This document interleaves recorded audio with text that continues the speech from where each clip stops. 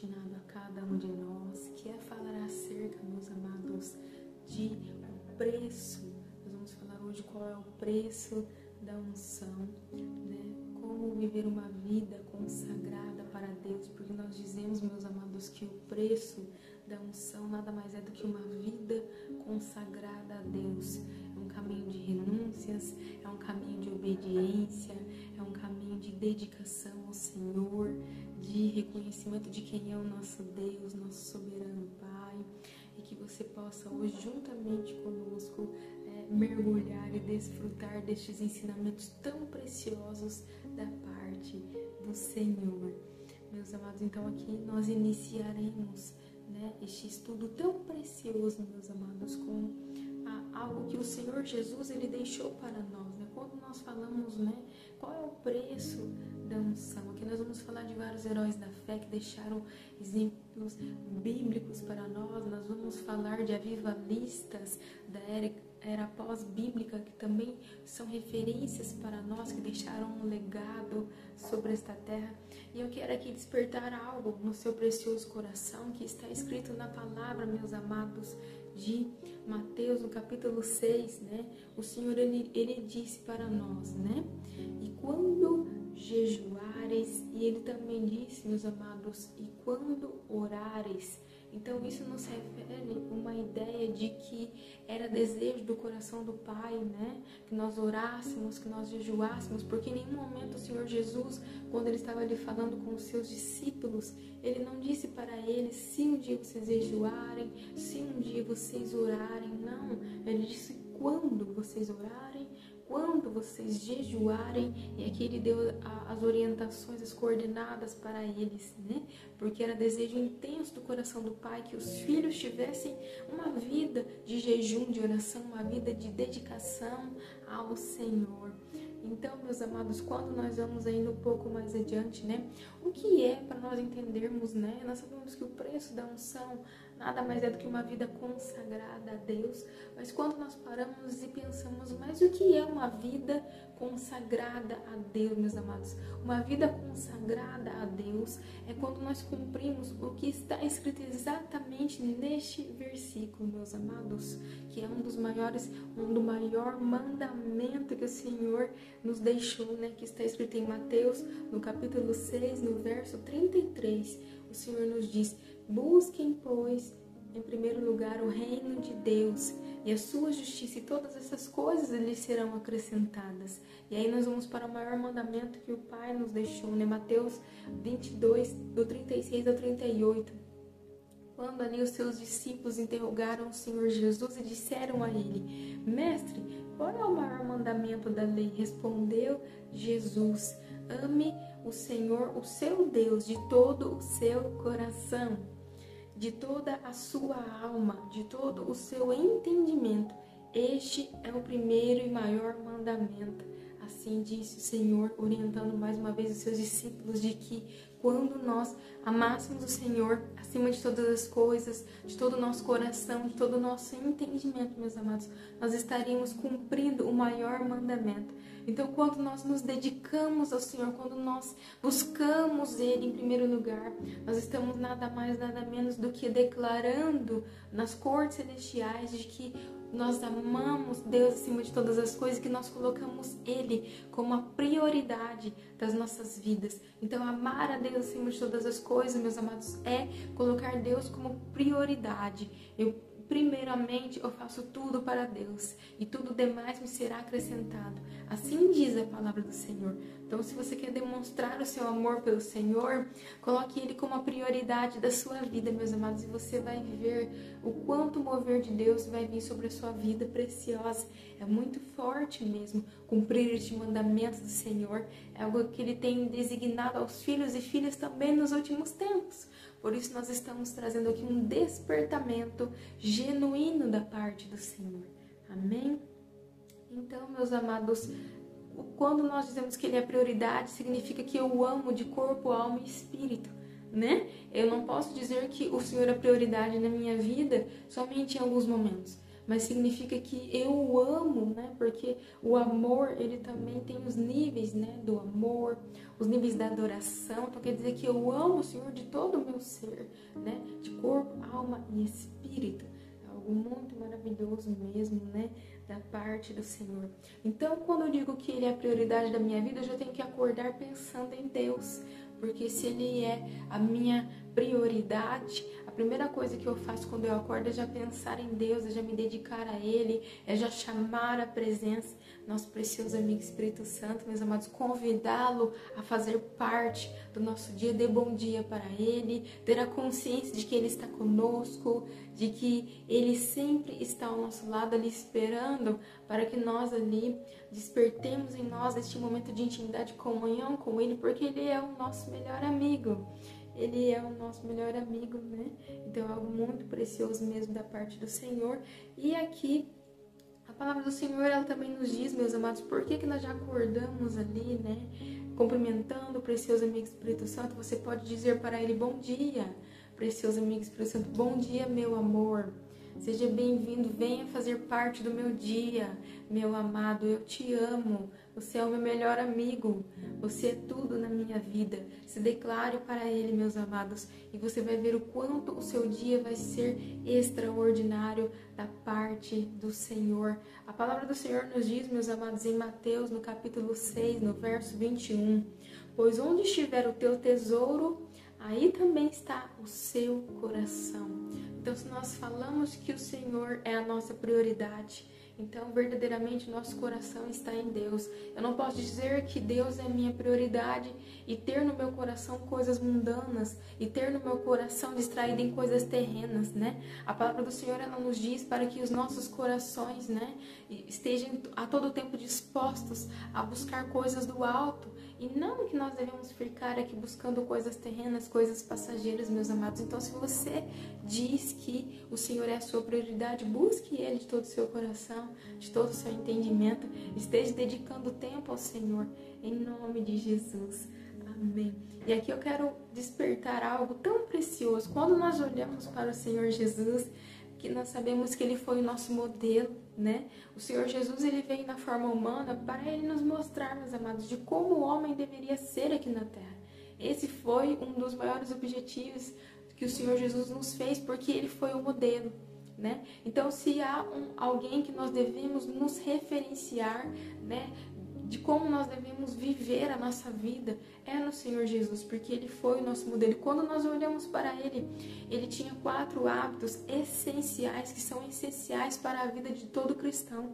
E quais são esses hábitos, meus amados? Então, nós podemos dizer, primeiramente, que o primeiro hábito observado na vida do Senhor Jesus foi o hábito de orar. Né? A palavra do Senhor nos diz, meus amados, que Ele orava antes de amanhecer, ou seja, pela madrugada, Ele orava no fim da tarde, Ele orava à noite. Então nós observamos na vida do Senhor Jesus um hábito de oração de pelo menos 3 vezes ao dia. Isso é encontrado comprovadamente na palavra, meus amados, em Marcos, no capítulo 1, no verso 35, em Lucas, no capítulo 6, no verso 12, né? E também em Mateus, no capítulo 14, no verso 23, para você que ama a palavra do Senhor, que quer estar se aprofundando, eu vou deixar aqui as referências, amém? Assim, como foi observado não somente na vida do Senhor Jesus, mas este hábito era observado também em Daniel, porque Daniel também orava 3 vezes ao dia, meus amados, e ele passava um tempo ali, né, em oração, em comunhão com o Pai, né? Isto é também observado em Daniel. Então, é algo muito mesmo precioso da parte do Senhor. Ainda falando do Senhor Jesus, nós podemos encontrar em Lucas e em Mateus acerca deste algo tão precioso. E o Senhor Jesus, né, além dele desenvolver este hábito de oração, ele nos deixa aqui uma chave, porque ele também exercia essa prática, meus amados, antes de fazer os teus milagres, antes e depois de fazer os seus milagres tão grandiosos que nós conhecemos, né? Isto é observado comprovadamente, né, na palavra que nós podemos aqui observar, agora aprofundando um pouquinho mais, né, meus amados?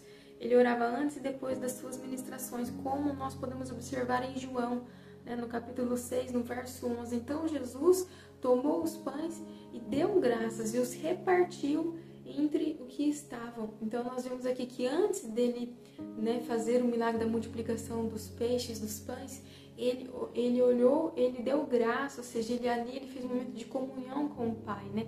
Fora a vida de oração que ele já tinha antes, que com certeza antes de ir para aquele milagre, ele já tinha exercido esse momento de comunhão com o Pai.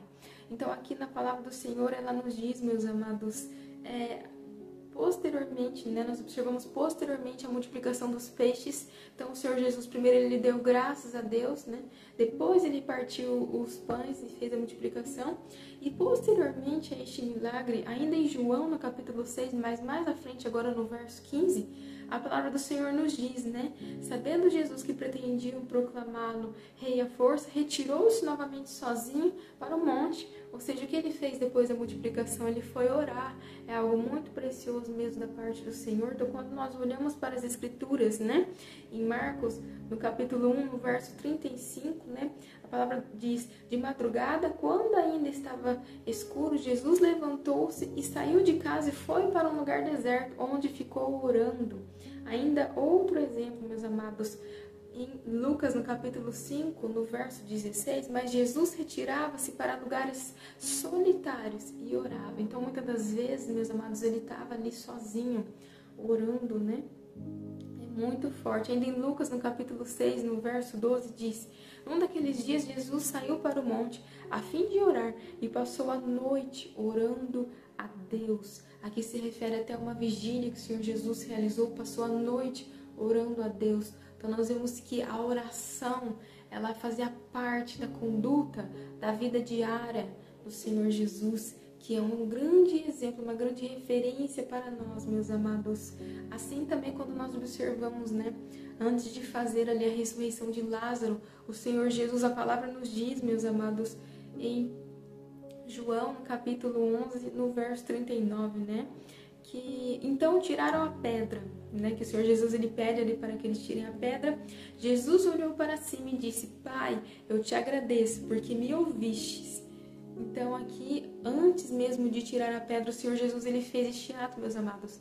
Ele orou ao Pai e agradeceu, né?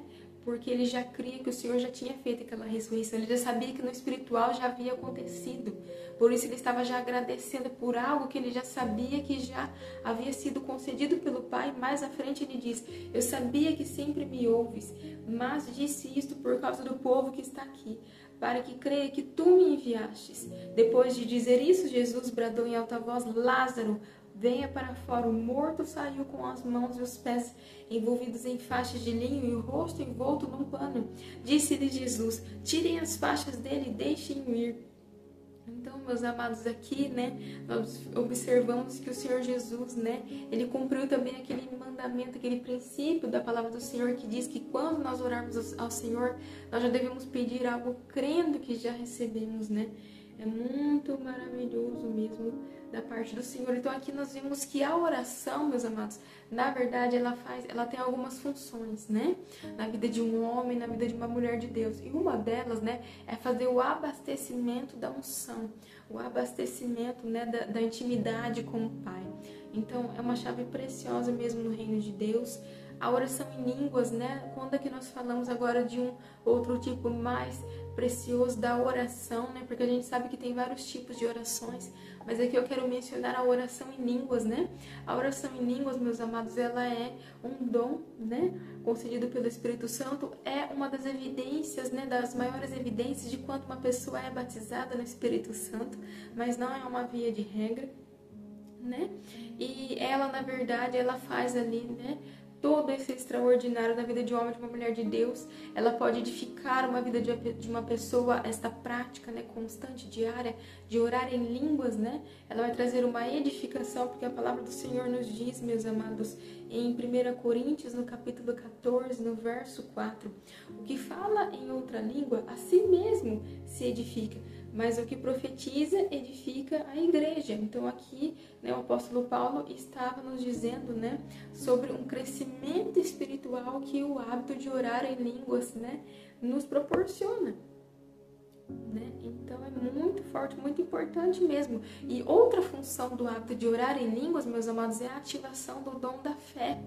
né? Porque ele traz dentro de nós esta ativação, esta convicção, meus amados, é muito forte mesmo, e, né, está na palavra do Senhor. Outra função do hábito de orar em línguas é também, né, a proteção espiritual. É nos revestirmos da armadura de Deus, como está escrito em Efésios 6, meus amados, né? Nós sabemos que em Efésios 6, a palavra do Senhor nos diz no verso 18: orando em todo o tempo com toda a oração e súplica no Espírito, e vigiando nisto com toda a perseverança e súplica por todos os santos. O que é, meus amados, oração e súplica em línguas, em espírito, como a palavra do Senhor nos orienta, que nós devemos orar em todo o tempo, em oração e súplica no Espírito.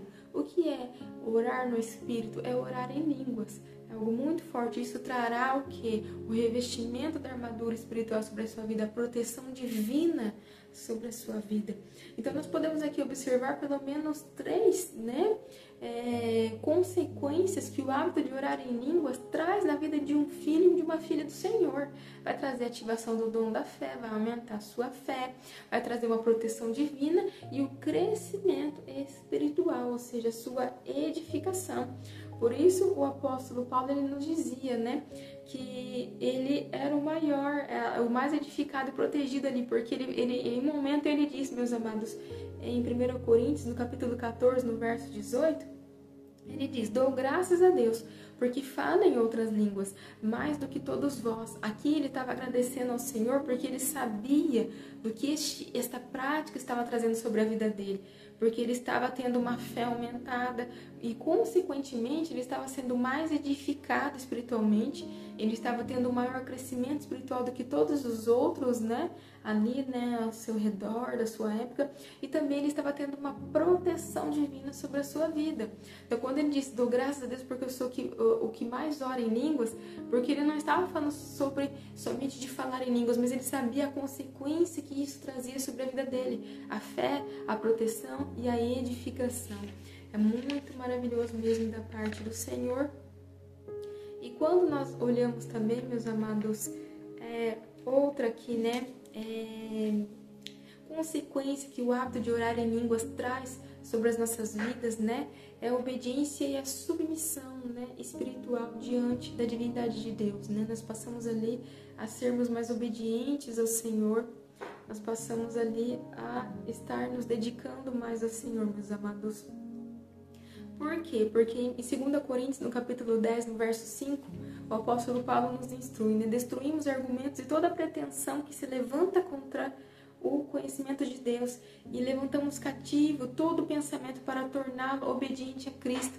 Então, o hábito de orar em línguas torna o nosso pensamento cativo, submisso ao de Cristo. Então, aqui nós somos obedientes, passamos a ser submissos ao Senhor. É outra consequência maravilhosa do hábito de orar línguas, e também pode trazer, meus amados, uma libertação, né? Uma libertação. É algo tão forte da parte do Senhor, porque nós vemos o exemplo, né, de Pedro. Quando eles estavam na prisão, né, ali eles estavam, a palavra do Senhor já nos diz, né, à meia-noite orando, né, e ali eles foram libertos, né, o Senhor enviou anjos para que houvesse aquela liberdade, né, de forma genuína.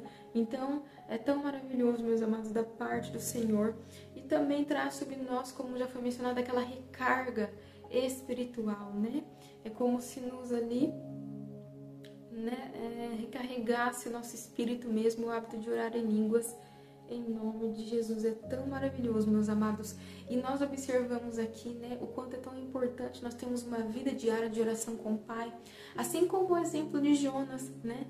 Jonas, nós sabemos que ele foi ouvido ainda na barriga de um peixe. Mas a palavra do Senhor nos entrega uma chave, meus amados, que está escrito aqui, né?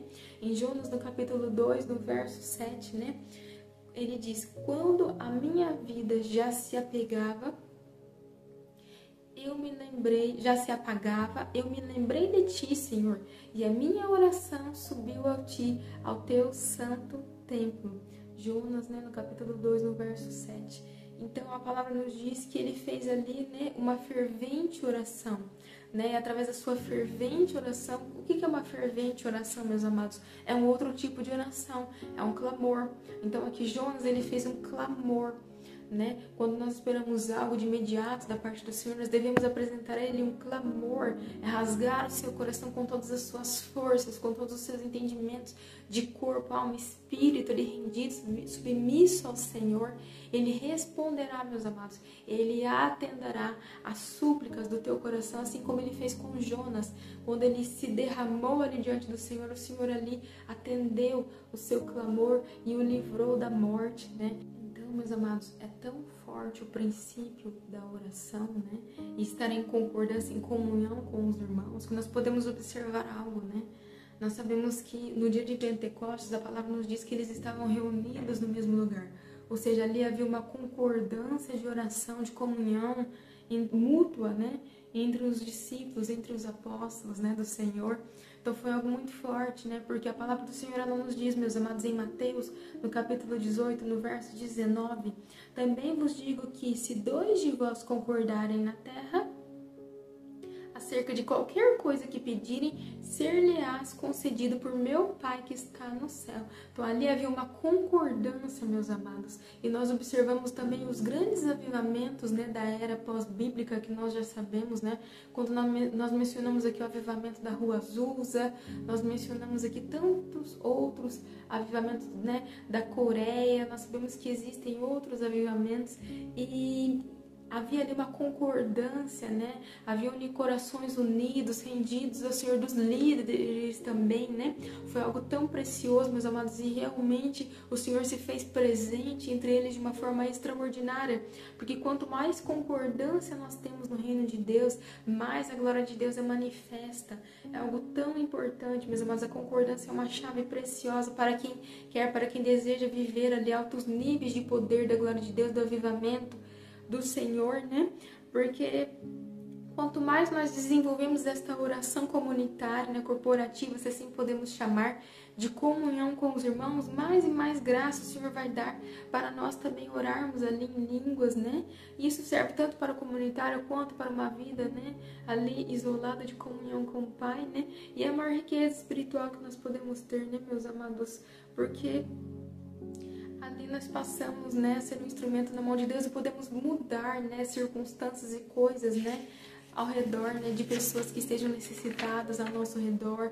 É muito precioso mesmo da parte do Senhor. E o inverso também é importante aqui nós falarmos, né? Se eu estou em um ambiente onde não há concordância, né?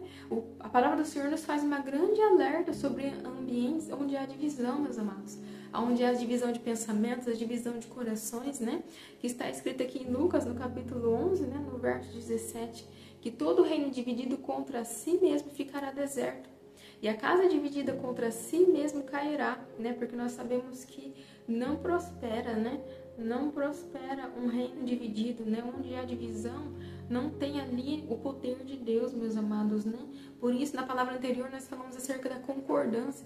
E o inverso também é válido. Se eu estou em um ambiente onde tem a discordância, né? Como a glória do Senhor vai se manifestar? Então, aqui vale um alerta, né? Para os ministros, para os líderes, né? Do Senhor. Porque o reino dividido, meus amados, ele não prospera, né? Assim diz a palavra do Senhor.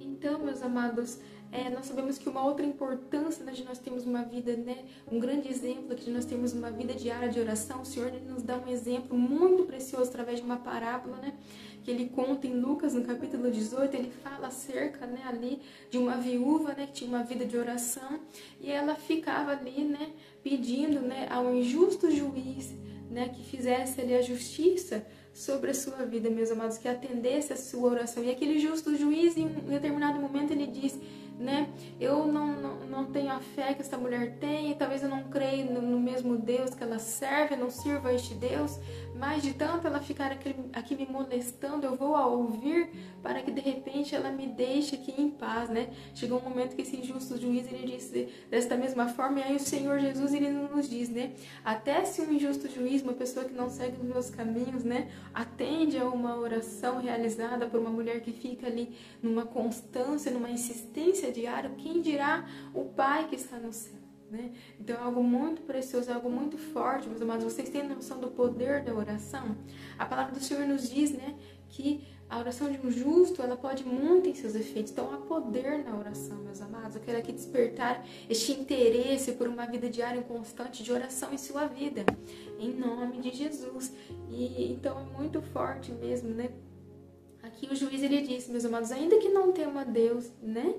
Nem respeito os homens, todavia, como esta viúva me molesta, hei de fazer-lhe justiça, para que enfim não volte, não me importune muito. Disse o Senhor, ouviu o que diz o injusto juiz? Não fará Deus justiça aos seus escolhidos que clamam dia e noite, ainda que os faça esperar? Digo-vos que depressa lhes fará justiça quando vier o Filho do Homem. Achará fé na terra? Então é algo muito forte, né? Aqui o Senhor, ele nos instrui, né? Que nós devemos orar, né? Até como mesmo algo que nós devemos oferecer ao Senhor Jesus, né? Não devemos orar porque sabemos que somos atendidas, mas também é algo que nós ofereceremos ao Senhor Jesus. Quando o Senhor Jesus voltar, o que Ele achará em nós, meus amados? Ele achará fé ou Ele achará falta de fé? O que você vai apresentar ao Senhor Jesus quando Ele voltar? É algo muito forte mesmo da parte do Senhor, meus amados. Então, quando nós olhamos ainda um pouco mais à frente, em determinado momento da palavra do Senhor, mais especificamente em Isaías, no capítulo 59, no verso 16, meus amados, o Senhor, ele disse o seguinte, que ele viu que não havia ninguém e maravilhou-se de que não houvesse intercessor, pelo que o seu próprio braço lhe trouxe a salvação e a sua própria justiça o susteve. Então, a palavra do Senhor, ela nos diz que em um determinado momento o Senhor, ele procurou por intercessores e ele viu que não tinha intercessores naquele momento, né? Então, aqui está um grande alerta, né? Porque nós estamos precisando de vidas, meus amados, que paguem preço pelas outras vidas. Amar ao seu irmão, meus amados, não significa somente dizer da boca para fora, mas você ama verdadeiramente o seu irmão, esteja disposto a pagar o preço pela vida de alguém. Meu Deus, eu sinto fortemente a presença do Senhor aqui. Obrigada, amigo Espírito Santo, por estar presente conosco. Então esteja disposto, quando você for ali ter o seu momento de comunhão com o Pai, também dedique tempo em oração em prol de outra pessoa, expondo diante do Pai a necessidade do seu irmão. Pague um preço por esta vida, pague um preço por esta cura, pague um preço por esta libertação, porque o Senhor está à procura de intercessores, meus amados, de vidas preciosas que estejam dispostas a pagar preço pelo próximo. Isto é amar o próximo. É o segundo maior mandamento do Senhor. Ama o próximo como a ti mesmo. É um mandamento da parte do Senhor. Se você quer ser obediente ao Senhor, esteja amando o seu próximo de tal maneira que você pague um preço em oração por esta vida preciosa. Em nome de Jesus. E o Pai te recompensará grandiosamente. Em nome de Jesus. Então, meus amados, nós sabemos que, né, desenvolver este hábito ali, né, de oração, né, faz, né, da vida de muitos filhos e filhas vencedores, né?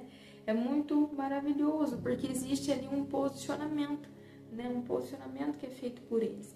E quando nós olhamos, meus amados, a oração, ela tem níveis, né, de oração. Ela pode ser comparada à tenda do encontro, né? Quando nós olhamos aqui os níveis de oração. Então, quando nós falamos que eu estou desenvolvendo uma oração, né, a nível de átrio exterior, ela se refere a um tipo de oração onde nós vamos estar ali colocando as nossas necessidades diante do Pai, agradecendo ao Pai, suplicando ao Pai, né, por coisas ali que precisamos, né. Mas existe um segundo nível de oração, meus amados, que se chama, né, ali o lugar santo. O lugar santo de uma oração, eu posso dizer que é um momento ali de adoração. Já é um momento onde eu começo ali, eu já não falo muito, mas eu mais adoro ao Senhor, né? É um momento de louvor, de adoração ao Senhor. E quando nós vamos um pouco ainda mais adiante, existe um nível muito maior de oração, que ele se refere, né, ao Santo dos Santos, ao lugar santíssimo. Neste lugar, meus amados, normalmente é um nível de oração que você já não consegue mais falar. Né? A única coisa que você consegue é um nível espiritual, é uma entrega espiritual, uma renúncia ali de corpo, alma e espírito tão grande que você chega, que a única coisa que você consegue é contemplar a glória de Deus, porque há ali um mover fortíssimo da glória de Deus, você só consegue contemplar, amar a presença de Deus, declarar que Ele é santo, oh, glória a Deus, que Ele é santo, meus amados. É muito forte, ali você recebe o amor genuíno do Pai, você quer contemplar a sua glória, você vê o quão forte e maravilhoso é o amor do Pai, meus amados. É muito maravilhoso mesmo. E a nossa oração neste estágio, ela deixa de ser carnal e ela passa a ser espiritual, que é na verdade o tipo de oração que o Pai deseja, né? Dos filhos e filhas do Senhor, esta entrega, né? De corpo, alma e espírito, assim como está escrito em sua palavra, meus amados, que Ele está em busca de verdadeiros adoradores, né? Que o adorem em espírito e em verdade. Porque é uma oração genuína, né, meus amados? Então, quando nós oramos, nós atraímos sobre as nossas vidas a unção e o poder de Deus, meus amados, e vemos a glória do Senhor sendo manifesta em nossas vidas e através de nós. Você vai passar a se manifestar a glória de Deus através aqui de um quebrantamento contínuo, constante e genuíno com o Pai. Esta oração, ela trará sobre a sua vida preciosa um empoderamento. Você vai também ser empoderado. É muito maravilhoso da parte do Senhor. Aqui nós vamos a um outro princípio, né? A um outro hábito essencial que o Senhor Jesus também executava, que é o hábito do jejum, meus amados. O Senhor Jesus também fez o jejum muito conhecido, que foi o jejum de 40 dias. A palavra do Senhor nos diz, né? Que ele foi batizado nas águas por João Batista, ali ele foi cheio do Espírito Santo e a partir daquele momento, meus amados, ele saiu do Jordão, ele foi conduzido para o deserto pelo próprio precioso amigo Espírito Santo, onde ele passou 40 dias, né, sendo ali ausente, né, fazendo abstinência, vamos dizer assim, né, de comida, né? A palavra do Senhor não nos refere em termos de água, nós não podemos afirmar que ele fez ou não um jejum de água, só nos remete de que ele teve depois, né, de encerrado o jejum, fome, o que nós ali, né, tentamos às vezes imaginar que foi um jejum somente de alimento, uma vez que não se refere à sede, né? Mas foi muito maravilhoso mesmo da parte do Senhor. E esta passagem está descrita, né, em Mateus, no capítulo 4, meus amados, né? E ali o Senhor Jesus, ele passou durante esses 40 dias por períodos intensos de tentações, né, pelo diabo, meus amados. Nós podemos dizer que ele foi tentado em várias áreas da sua vida, né? No físico, no emocional, no financeiro, no espiritual. Nós podemos dizer que ele passou pela tentação, né, talvez física ali, emocional, quando Satanás disse para ele transformar aquela pedra em pães, porque imagina você em jejum e vem alguém perto de você e fala de um alimento, você não vai ficar com fome, você vai lembrar daquele alimento. Então aquela foi uma aprovação física, emocional que o Senhor Jesus teve, né? Ele teve também a aprovação ali, né, financeira, quando em determinado momento Satanás também veio até ele e disse, né, para ele o adorar, que mostrou ali grandes coisas, né, disse para ele o adorar, que se ele o adorasse, né, ele daria para ele todas aquelas riquezas, bastasse que o adorasse. E ali o Senhor Jesus, ele renuncia tudo aquilo que foi mostrado a ele, porque ele diz, não, somente ao Senhor meu Deus eu adorarei. Então é algo muito forte da parte do Senhor, e ele resistiu também, meus amados, do modo espiritual, né? Porque ele passou por uma grande batalha espiritual no deserto. Foi algo muito forte. A palavra nos diz, né, que a partir do momento que ele foi aprovado, ele passou a ser servido pelos anjos. É algo muito forte. Ele desenvolveu um ministério ali poderoso, de poder mesmo da parte do Senhor, meus amados, porque ele foi aprovado por Deus. Ele saiu daquele deserto aprovado por Deus, porque ele resistiu ao inimigo. O inimigo fugiu dele. Assim como nos diz o Senhor, né? Um grande exemplo para nós: resistir ao inimigo e o inimigo fugirá de vós. Então, o jejum, meus amados, ele é considerado, né, um alto sacrifício, porque nós colocamos os nossos desejos, as nossas vontades, né, diante da cruz do Senhor, né, e nós apresentamos a nossa própria vida, né, como um sacrifício agradável a Deus. E a prática do jejum nada mais é do que isso, do que nós mesmos estarmos sacrificados a Deus, meus amados. Assim como nós observamos esta prática constante, não somente na vida do Senhor Jesus, mas também na vida de outros heróis da fé, como aqui eu deixo o exemplo de Davi. Né, Davi, ele exercia constantemente esta prática do jejum, e ele dizia que era um hábito de se humilhar, né, humilhar a nossa alma perante o Senhor, como está escrito em Salmos, no capítulo 69, no verso 10, quando eu chorei e castiguei com jejum a minha alma, isso me tornou em afrontas. Então aqui ele diz que ele castigou com o jejum a sua alma, é um hábito de humilhação, né? Quando nós jejuamos, nós nos castigamos, nos tornamos um sacrifício vivo e agradável a Deus. Meu Deus! E o jejum, meus amados, em muitos momentos bíblicos, ele foi capaz de reverter sentenças sobre a vida ali de homens e mulheres de Deus, sobre algumas situações aonde houve o jejum ali associado a um arrependimento, associado a um sentimento de humilhação, de rendimento perante o Senhor, né? Como nós podemos observar, né, nos casos de Joel, no capítulo 2, no verso 12, onde o Senhor instrui ali o clamor de um jejum pelos líderes, em Esdras, né, no capítulo 8, no verso 21, quando teve que retornar para Jerusalém com os exilados ali israelitas, né, que estavam na Babilônia. Em Jonas nós podemos observar também, né, no caso de Nínive, que o Senhor mudou aquela circunstância, e também no caso de Esther, né, como nós conhecemos, foi mudada a circunstância ali, né, a sentença sobre os judeus, que também estavam praticamente condenados à morte, sem direito de defesa. Então, meu Deus, é algo muito forte, muito poderoso, meus amados, o poder de um jejum na vida de um filho de Deus. E ele também, né, o jejum, ele traz respostas de Deus para nós. É outra consequência do jejum, assim como foi o caso de Daniel, né? Porque o jejum que Daniel aplicou naqueles 21 dias trouxe uma concentração, né?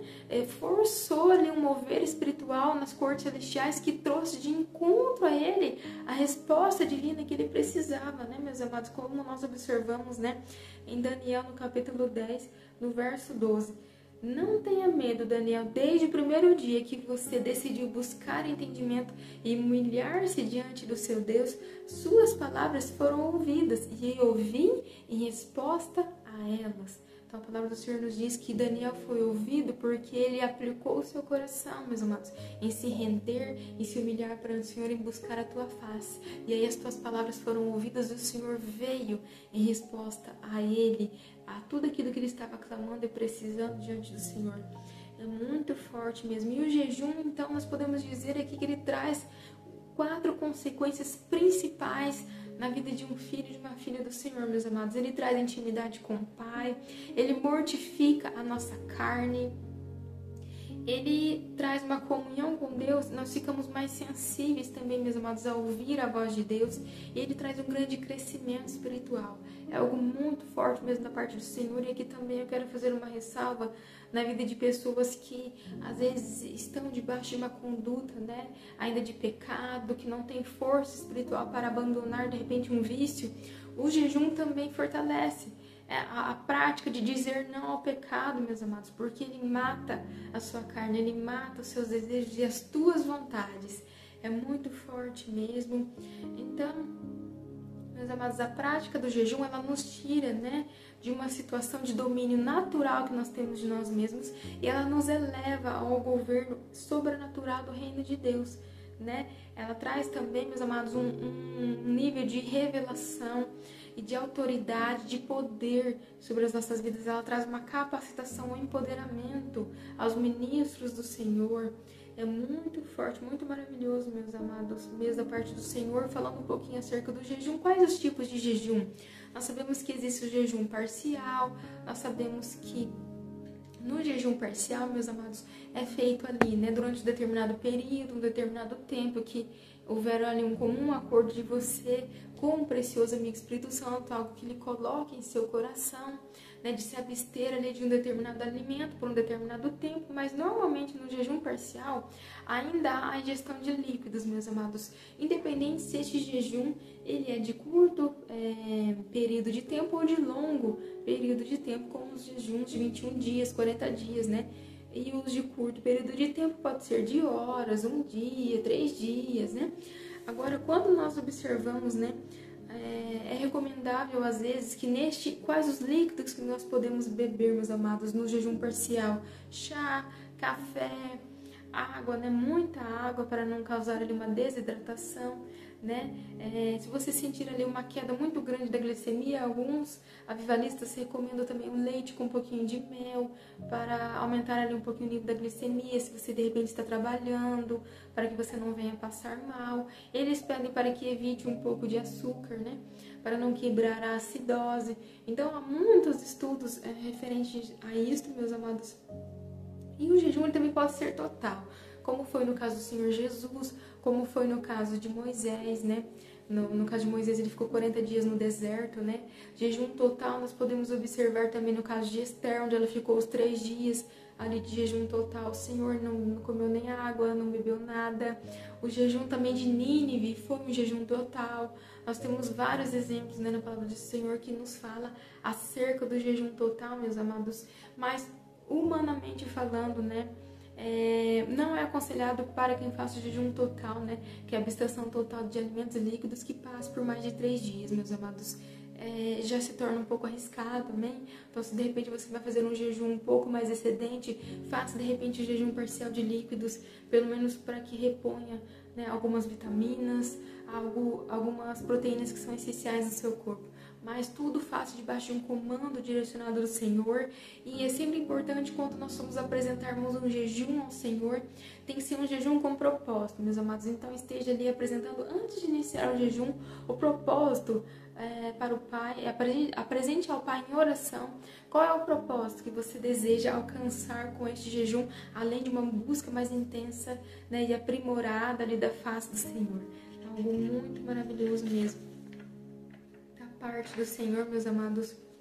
Então, nós podemos dizer que quando nós deixamos, né, quando nós jejuamos, nós deixamos, meus amados, de saciar a nossa carne, mas nós precisamos alimentar o nosso espírito.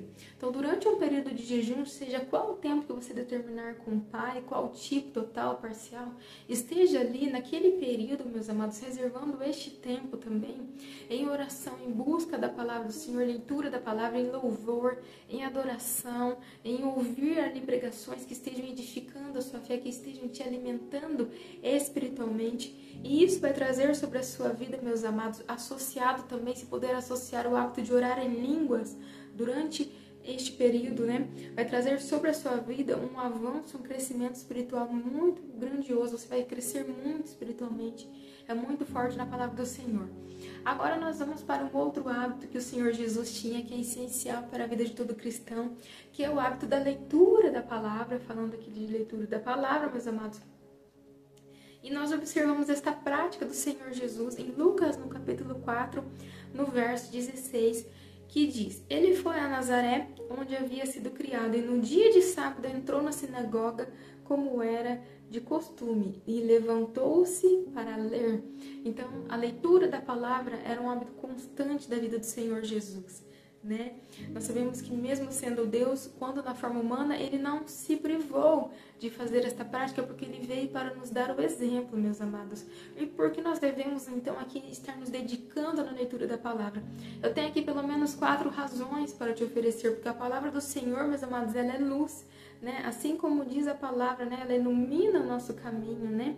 Com a verdade, trazendo a verdade para nós.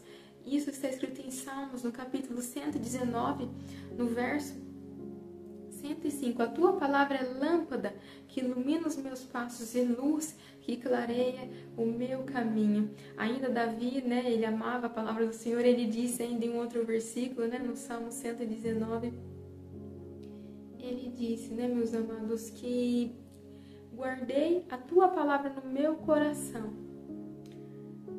para não pecar contra ti. Então nós vemos aqui que o Davi, ele amava tanto a palavra de Deus que ele guardava, ou seja, era algo que estava ali, meus amados, ali dentro dele, né, já alicerçado em seu interior, para que ele não pecasse contra Deus. Muito forte mesmo da parte do Senhor. Então, por que a palavra do Senhor ela é luz? Porque ela é um alimento espiritual. Você está alimentando o seu espírito. A palavra do Senhor não é algo somente que nós estamos lendo, meus amados, mas ela é um alimento. É como se você estivesse alimentando o seu espírito, porque o nosso espírito, ele se alimenta da palavra do Senhor. Então, quanto mais você ingerir deste alimento, mais o seu espírito vai ficar forte, mais ele vai se edificar, ficar grande. mesmo no reino de Deus é muito forte, meus amados. E a palavra do Senhor, ela também nos traz, né, uma capacitação. Assim como nós vemos, né, meus amados, no exemplo aqui de 2 Timóteo, no capítulo 3, no verso 16, né?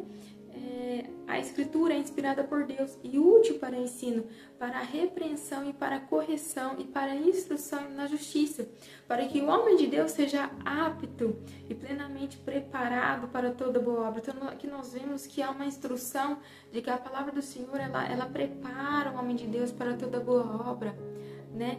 Que ele assim colocar em sua vida. Então, primeiro nós temos que passar pela escola de Deus, né? O que é a escola de Deus, meus amados? A Bíblia.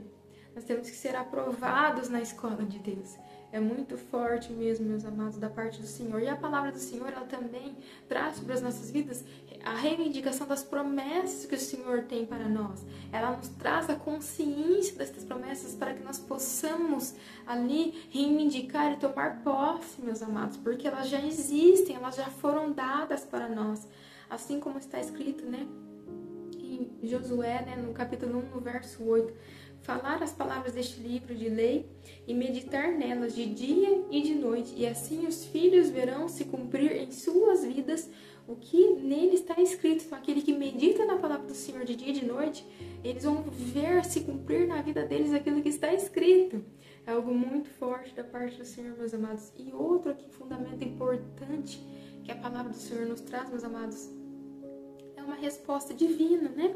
Assim como nós damos o exemplo, meus amados, de João, no capítulo 15, no verso 7. Se vocês permanecem em mim e as minhas palavras permanecem em vocês, pedirão o que quiserem e lhes será concedido. Então a palavra do Senhor nos diz que se a palavra dele está em nós, e se nós estamos nele, nós podemos pedir o que quisermos e nos será oferecido. Mas qual é a chave aqui? Caminhar na palavra do Senhor. Você quer ser atendido por Deus, meus amados?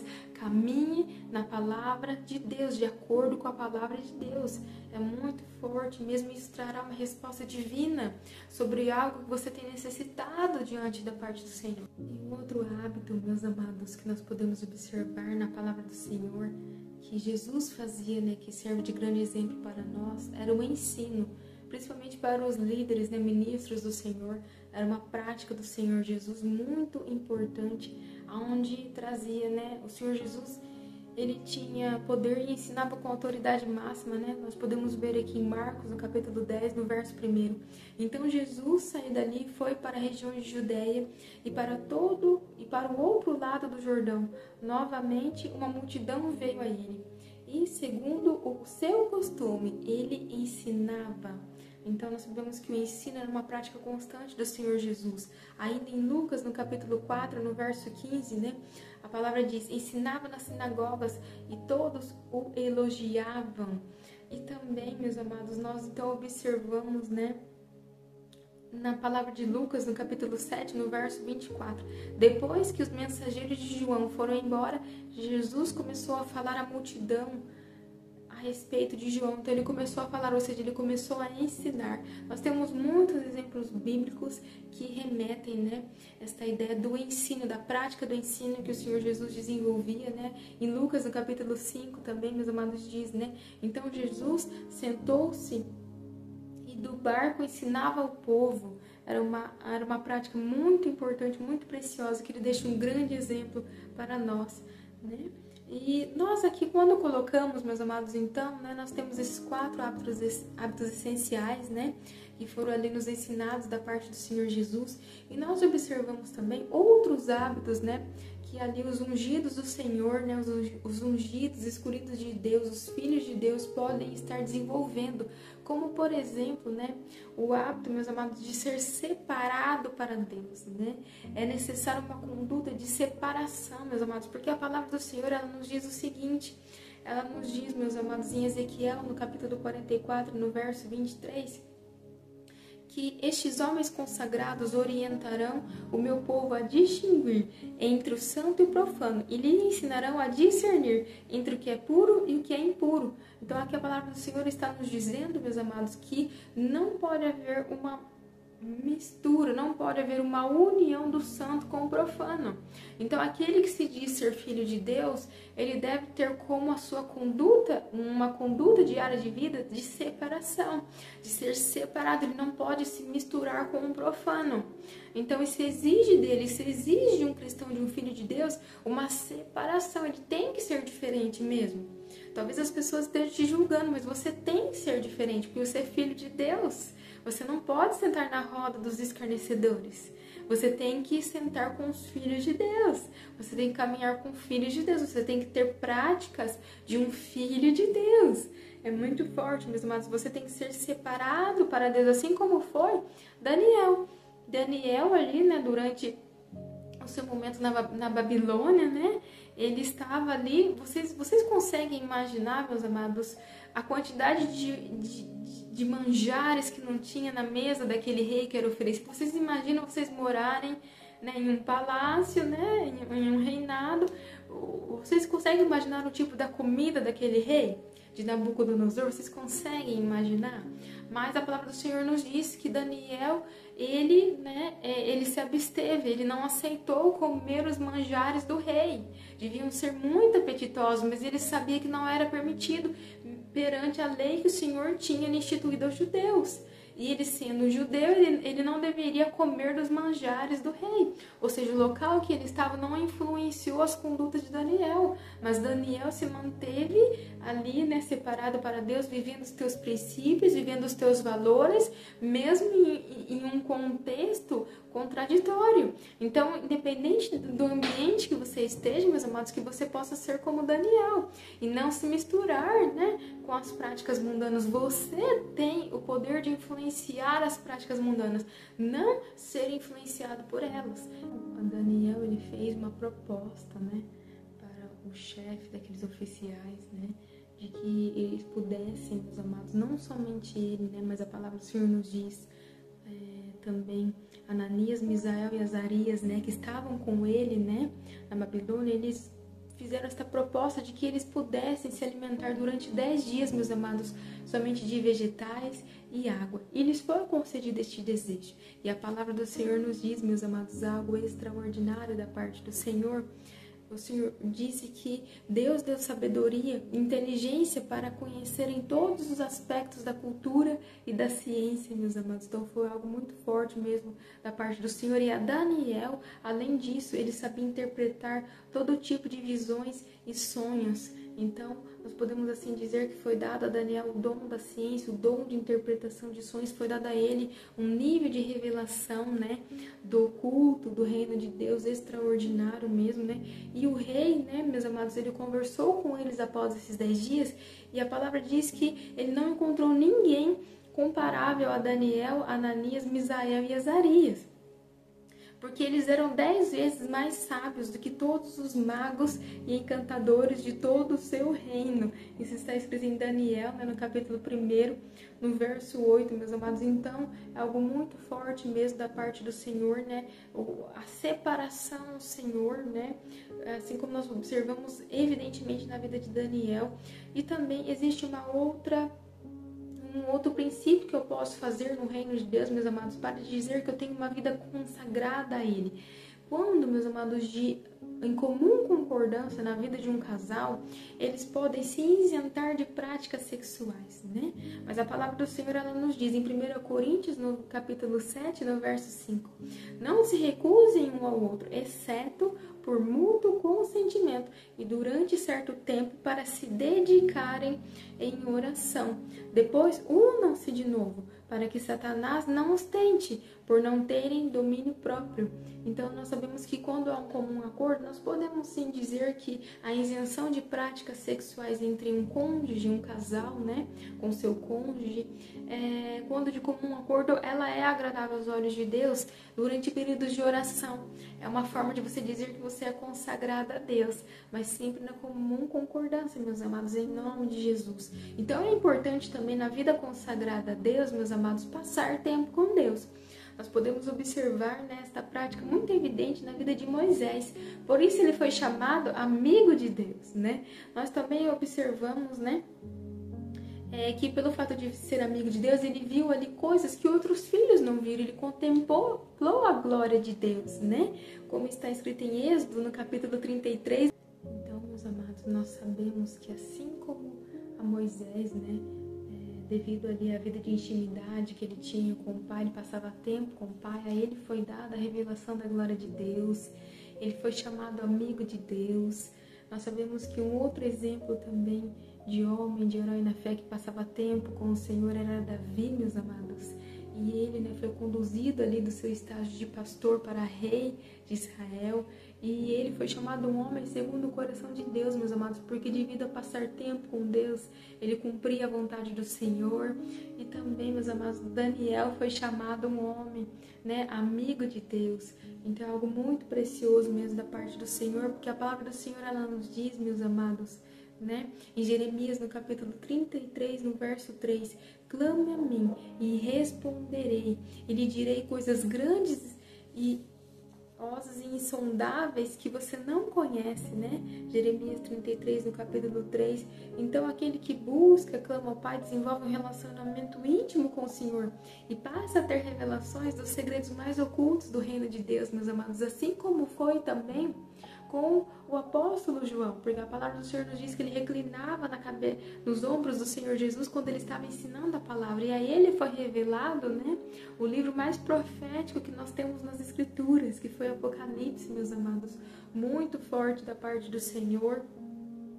E também, né, um outro hábito, né, uma outra conduta que um ungido do Senhor deve ter para ter uma vida consagrada, né, a Deus, é também a prática da adoração, meus amados. Nós sabemos, meus amados, que a adoração, né, ela tem níveis também, meus amados. Assim como nós observamos, né, é preciso ser um adorador, meus amados, né, no físico, né, aonde nós adoramos o Senhor com o nosso corpo. Também é preciso ser um adorador no emocional, né, a nível da nossa mente, da nossa alma, submetendo as nossas vontades a Cristo. E também, meus amados, de forma financeira, né, como nós adoramos a Deus de forma financeira? Através de uma oferta. Quando nós vamos a um culto, né, a um congresso do Senhor, nós não oferecemos ali uma oferta, meus amados, então através da oferta ao Senhor, e também de forma espiritual, né, assim como o Senhor nos diz, né, que Ele procura verdadeiros adoradores, quem possa adorar em espírito e em verdade, né, esta é uma adoração genuína oferecida a Cristo, né? Uma adoração de forma espiritual, meus amados, muito forte mesmo. Davi e Jó compreendiam muito bem, né, este nível de adoração genuíno, e eles usavam isso como um armamento de guerra em batalhas espirituais, né? Assim eles venciam as suas guerras por meio da adoração ao Senhor. E o Senhor Jesus, né, foi adorando a Deus que ele também venceu o inimigo, aquela batalha no deserto, né? Porque ele diz, somente ao meu Deus eu prestarei culto, somente a ele adorarei. Em Mateus 4, é muito forte, muito maravilhoso mesmo da parte do Senhor, né? Então Deus está reconstruindo nesses últimos tempos, meus amados, os verdadeiros adoradores, né? Assim como está escrito, meus amados, em João, no capítulo 4, no verso 23, no entanto, está chegando a hora, e de fato já chegou, em que os verdadeiros adoradores adorarão o Pai em espírito e em verdade. São estes os adoradores que o Pai procura. Deus é espírito e é necessário que os seus adoradores o adorem em espírito e em verdade, meus amados. Então, esta é a adoração que o Pai tem buscado dos filhos e filhas do Senhor, né? Davi, ele ainda nos adverte, meus amados, na palavra do Senhor, para um nível de entrega e rendição no momento da adoração. Ele nos diz, venham, adoremos prostrados e ajoelhemos diante do Senhor, o nosso Criador, como está escrito em Salmos, né, no capítulo 25, no verso 6. Então aqui ele nos dá a ideia de que nós devemos adorar, né, prostrados, ajoelhados, ou seja, em uma posição de entrega, de rendição, de renúncia ao Senhor. É muito forte, meus amados. Jó, ele também evidencia, né, uma posição de rendimento, de entrega ao Senhor no momento da nossa adoração. Assim como está escrito, meus amados, em Jó, no capítulo 1, no verso 20, Jó levantou-se, rasgou o manto e rapou a cabeça, e então prostrou-se com o rosto em terra, em adoração, e disse: saí nu do ventre da minha mãe, e nu partirei. O Senhor, o Deus, o Senhor o levantou, louvado seja o nome do Senhor. Então aqui havia um nível de rendimento, de entrega na vida de Jó, meus amados. Então a adoração, ele é um poderoso instrumento, né, de guerra em batalhas espirituais, porque ele pode quebrar, né, cadeias e prisões, assim como foi feito, né, com Paulo e Silas naquela prisão. A palavra do Senhor diz que eles começaram a adorar, né? Então foi algo muito forte mesmo. A adoração é tão poderosa e ele é considerada, né, como um ato de sacrifício, Senhor, assim como nós vemos em Salmos, no capítulo 107, né, e ofereceram sacrifícios de louvor, e relatem as suas obras com regozijo. Então ela é como se fosse um sacrifício, Senhor. Eu estou sacrificando a Deus a minha adoração, né, de corpo, alma e espírito, em espírito e em verdade, meus amados, que nós possamos adorar o Senhor em todo o tempo, em todo o instante, com todo o nosso ser. Então, meus amados, nós podemos aqui dizer, né, qual é o preço da unção, meus amados? Eu diria que o preço da unção, meus amados, e para a conquista de alto nível de poder sobre a sua vida preciosa, é uma vida consagrada a Deus, é viver consagrado de maneira separada para Deus, meus amados, porque nós podemos dizer, meus amados, que quanto mais você se consagra a Deus, maior será o nível de poder e de unção do Senhor sobre a sua vida preciosa, né? Porque existem níveis de consagração e níveis de poder. Quanto maior é o seu sacrifício, a sua consagração ao Senhor, maior será o poder de Deus que virá sobre a sua vida preciosa, meus amados. Então, se você quer um alto nível, meus amados, ali de unção do poder de Deus, você tem que estar disposto a pagar o preço que poucos pagaram e viver uma vida de santidade, meus amados. Também é aconselhado fazer uma autolibertação, né? Nós sabemos que somos falhos, pecadores. Estar fazendo esta autolibertação, meus amados, a cada 6 meses, pedindo perdão diariamente ao Senhor pelos seus pecados, em nome de Jesus.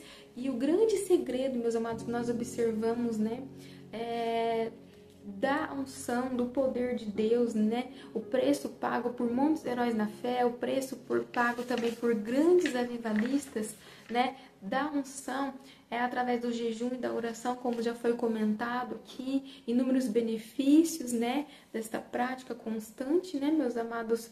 E verdadeiramente o Espírito do Senhor é derramado, né? Através da vida de um filho e filha do Senhor, mediante ao preço que ele paga de uma vida diária, ali de jejum, de oração, de busca intensa pelo Senhor, né? Porque esta vida, ela passa a ser edificada, ela passa a crescer espiritualmente, né? A palavra do Senhor diz, né, que quem fala em línguas edifica-se a si mesmo, em 1 Coríntios, capítulo 14, no verso 4, né? Esta prática, né, de jejum e oração traz sobre a vida dos filhos uma proteção, meus amados, né? Assim como está escrito em Efésios 6, faz parte da armadura de Deus, já foi mencionado, e traz também, né, ali um alinhamento, né, meus amados, um alinhamento, porque a palavra do Senhor nos diz, né, que nós não sabemos orar como convém, mas quando nós oramos em espírito, nós trazemos sobre nós o alinhamento daquilo que Deus tem para nós, porque aí o Espírito Santo, ele ora por nós. É algo muito forte da parte do Senhor, e Ele traz para nós, né, a clareza daquilo que Deus tem reservado para nós, né? Isso está escrito em Romanos, no capítulo 8, no verso 26. E da mesma maneira, também o Espírito ajuda as nossas fraquezas, porque não sabemos o que havemos de pedir como convém, mas o mesmo Espírito intercede por nós com gemidos inexprimíveis. É muito maravilhoso, meus amados. E esta prática também traz, né, associada de jejum e de oração, a mortificação, meus amados, aonde nós matamos a nossa carne e edificamos ali o nosso espírito, né?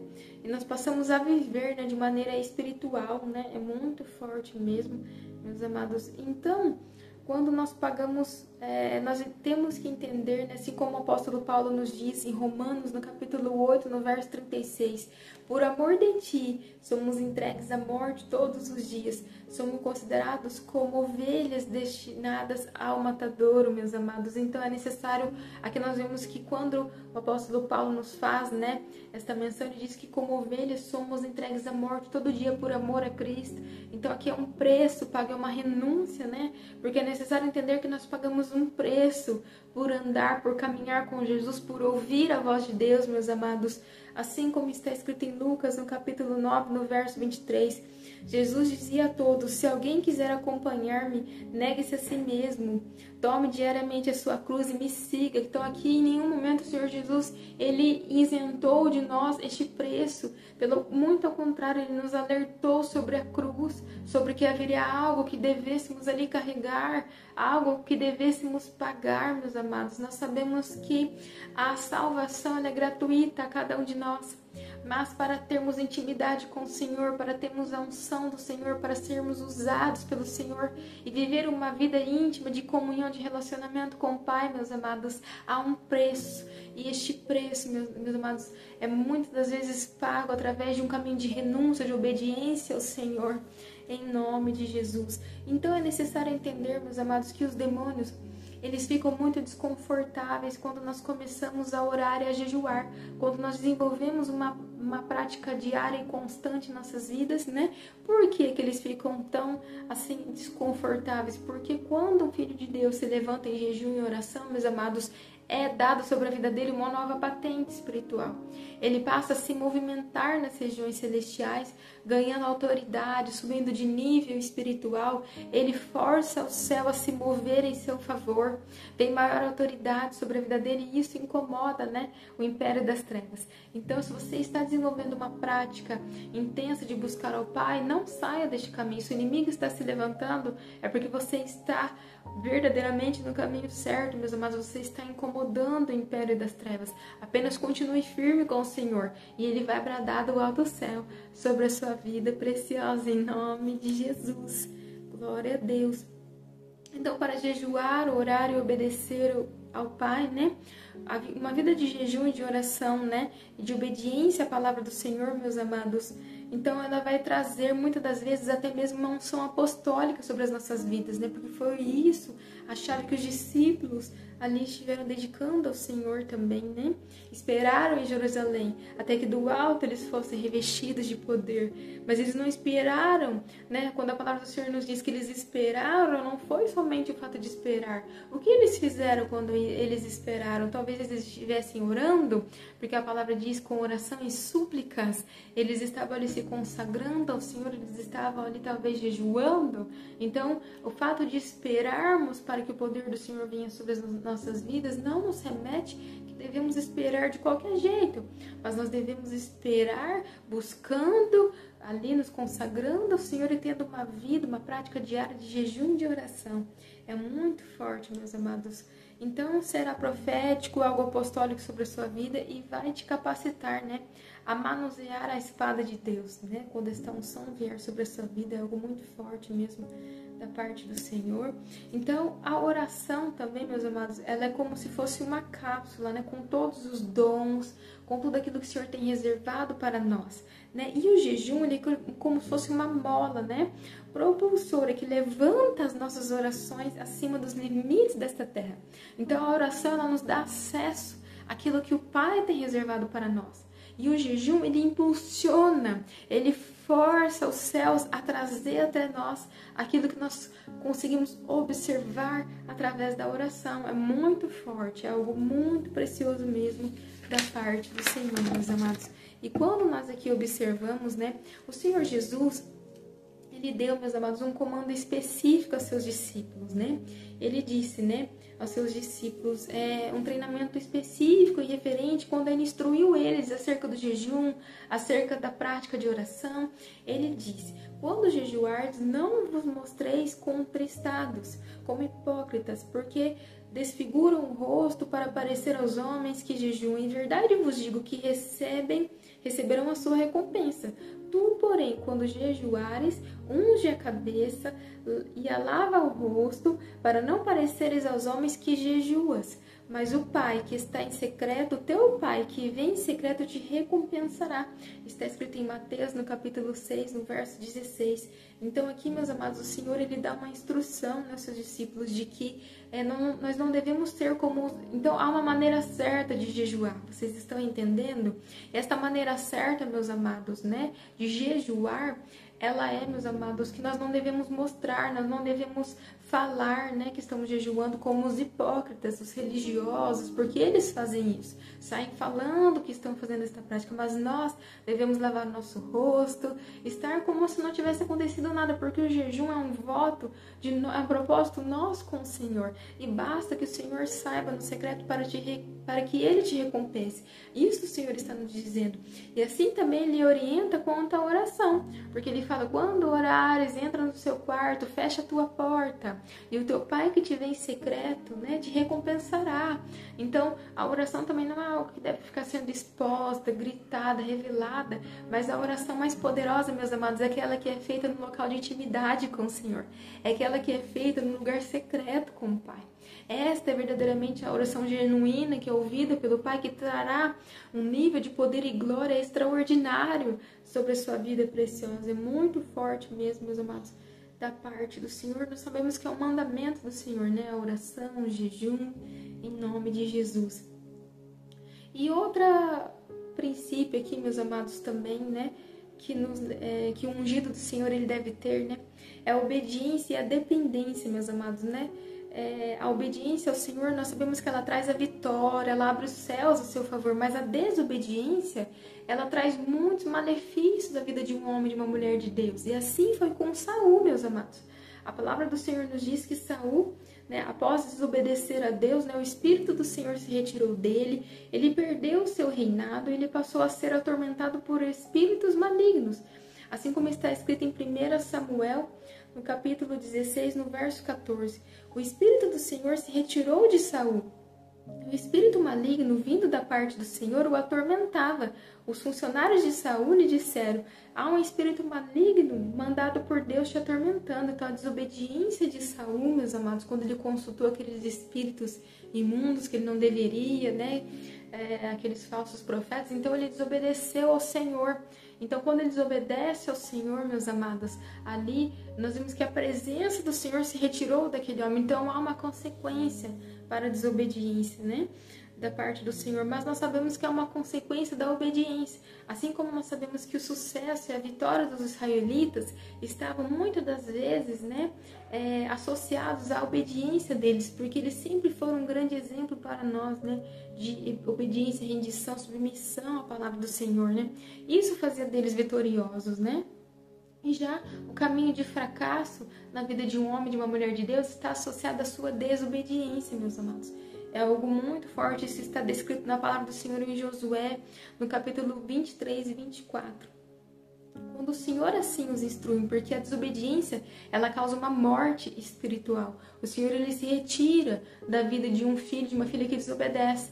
Não há interesse do Senhor de habitar num templo onde não é santificado a Deus, onde não é obediente, consagrado a Deus. Então, se você quer ser templo do Espírito Santo, você tem que, ali, meus amados, atrair a presença de Deus. Você tem que caminhar de acordo com a palavra do Senhor. Você tem que viver uma vida que agrade ao coração de Deus.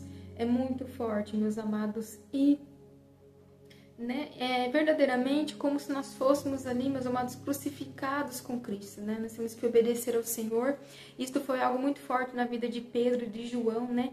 Que eles preferiram sempre obedecer a Deus, né? Davi, ele executava, né, com tanta excelência este princípio, meus amados, que ele foi chamado um homem segundo o coração de Deus, né? Como nós sabemos, né? Porque ele cumpria este princípio. A palavra do Senhor nos diz que aos obedientes serão dados a eles os frutos do reino de Deus. Assim como está escrito em Efésios, né, meus amados, no capítulo 5, no verso 9.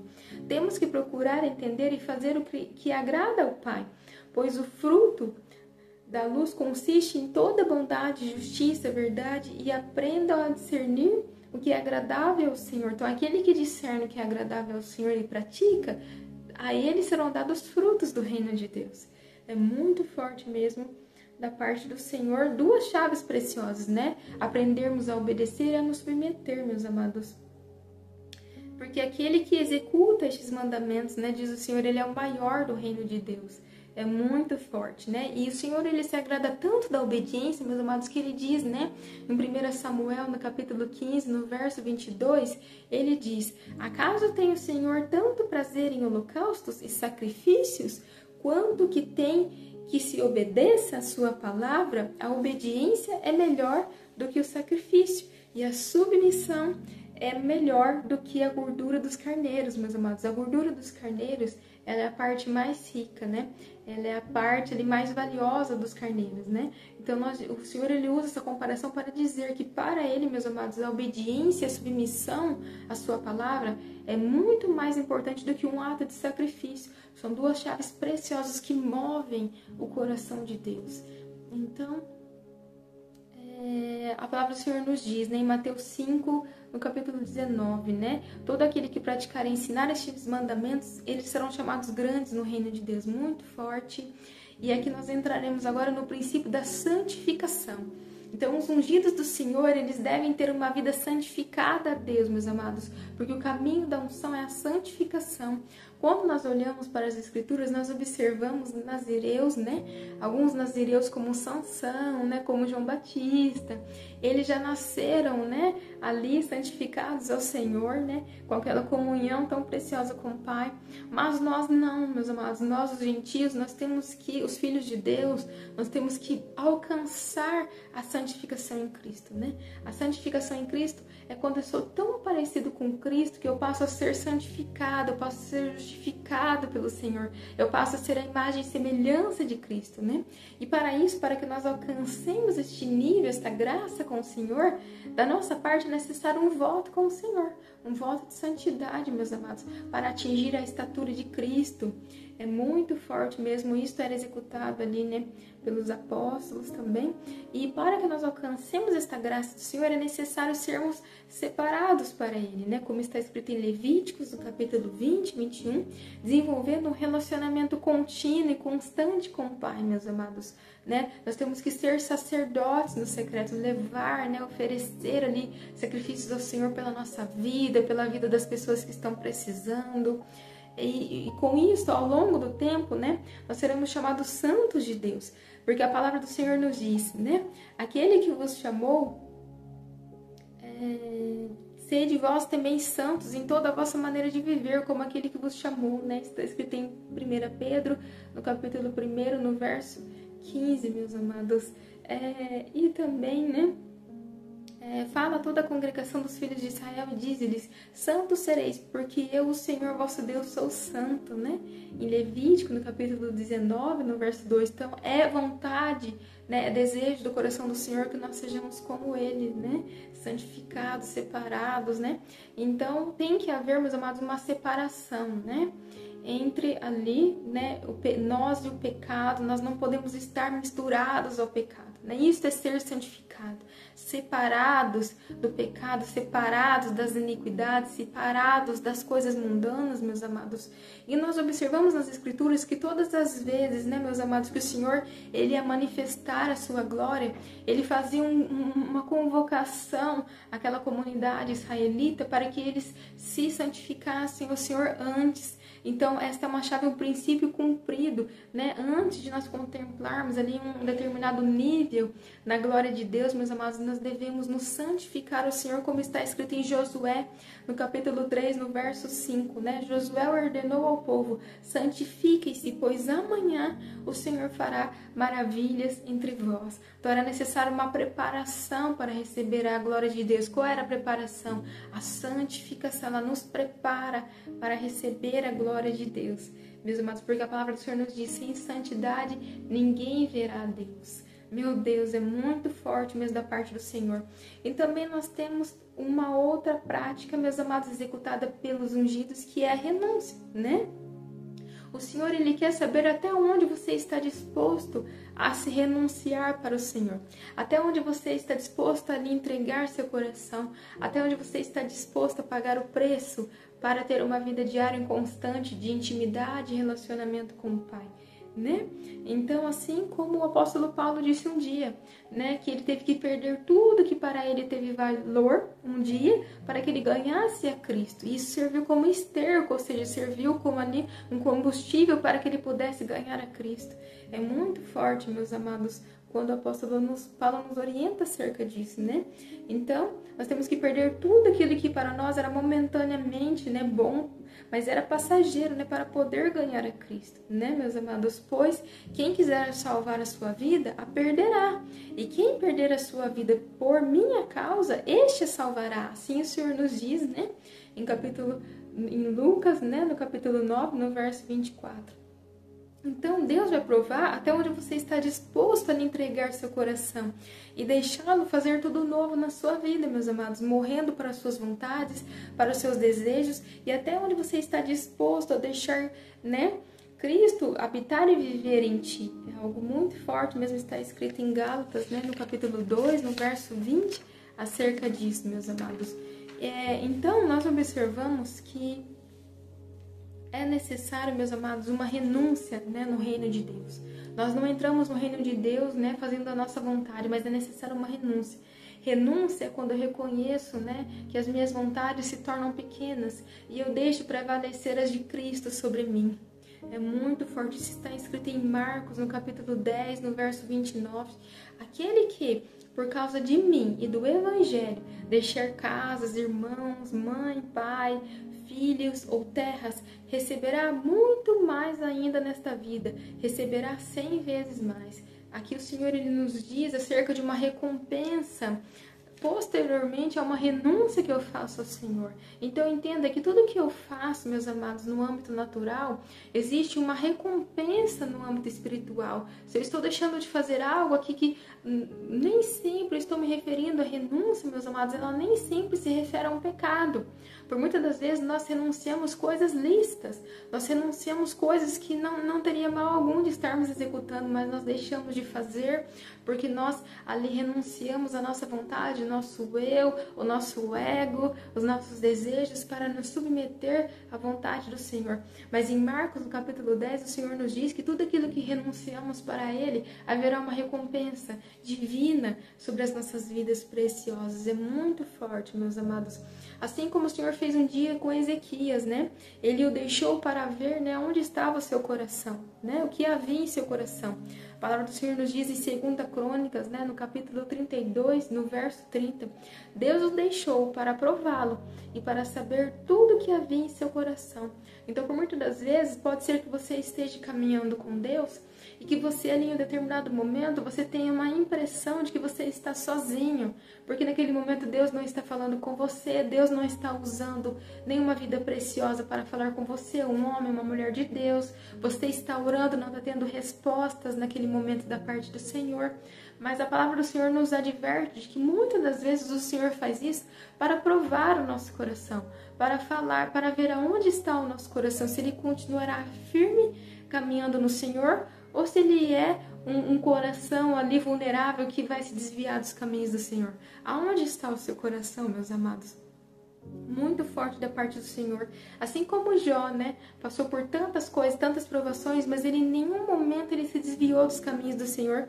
Mesmo quando a sua própria mulher, né, disse para ele amaldiçoar esse Deus e morrer, ele disse não, né? Eu não saio dessa posição diante do Senhor.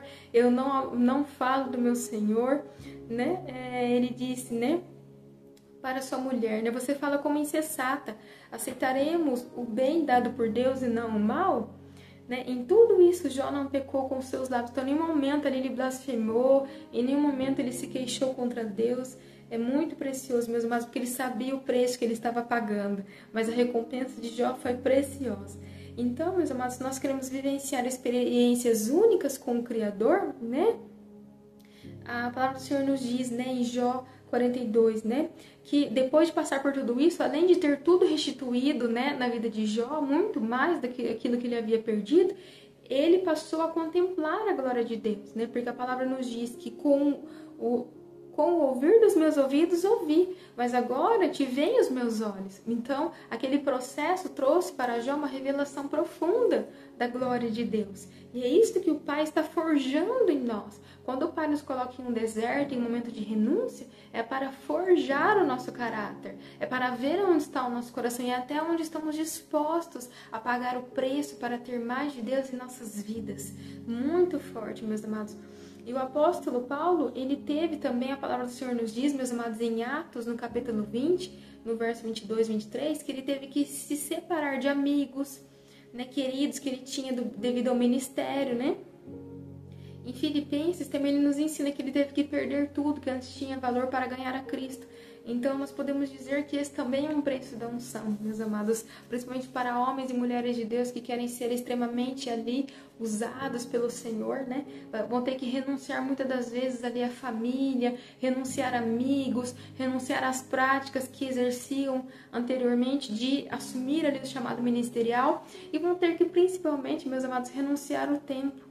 Né? O tempo, ele é, na verdade, no mundo espiritual, ele é visto como um sangue, meus amados. Porque é com o tempo que nós conquistamos coisas, nós adquirimos ali dinheiro, nós trabalhamos, meus amados. Então, quando nós cedemos ao Senhor o nosso tempo, nós estamos cedendo ao Senhor o nosso sangue, a nossa vida. Meu Deus, Todo-Poderoso, Pai. É como se quando nós cedemos a Deus um tempo com o Senhor em oração, nós estamos sacrificando ali sangue ao Senhor diante do Teu Santo Altar. Nós estamos nos sacrificando a nossa vida, Deus. É muito profundo, meus amados.